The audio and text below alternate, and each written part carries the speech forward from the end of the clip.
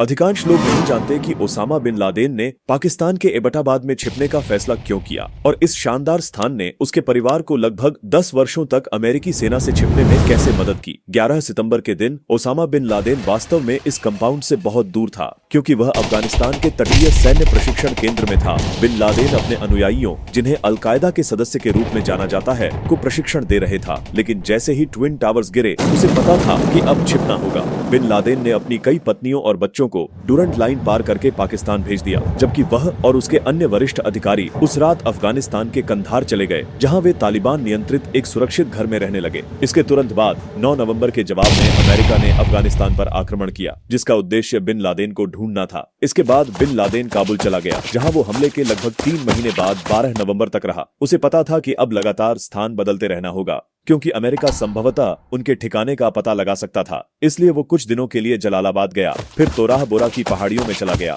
ये पहाड़ियां अमेरिका के लिए एक दुह स्वप्न थीं, क्योंकि अलकायदा ने गुफाओं के माध्यम से सुरंगों का एक विशाल नेटवर्क बना लिया था, जिससे बिन लादेन और उनके अनुयायी वहां रह सकते थे। अमेरिका ने डेल्टा फोर्स नामक 50 सैनिकों के एक विशेष समूह को भेजा, जिन्होंने स्थानीय अफगान सैनिकों को तोराह बोरा पहाड़ियों तक ले जाने के लिए लाखों डॉलर का भुगतान किया। डेल्टा फोर्स के सैनिकों ने अफगान सैनिकों के रूप में कपड़े पहने और स्थानीय अफगान गाइडों के साथ पहाड़ियों की ओर बढ़े। वहां उन्होंने बिन लादेन की रेडियो फ्रीक्वेंसी को इंटरसेप्ट किया, जिसमें वह अपने अलकायदा अनुयायियों से बात कर रहा था। डेल्टा फोर्स उस स्थान से 2000 मीटर की दूरी तक पहुंच गया, जहां उन्हें लगता था कि बिन लादेन है, और जैसे ही वे आगे बढ़ने की तैयारी कर रहे थे, कुछ अप्रत्याशित हुआ।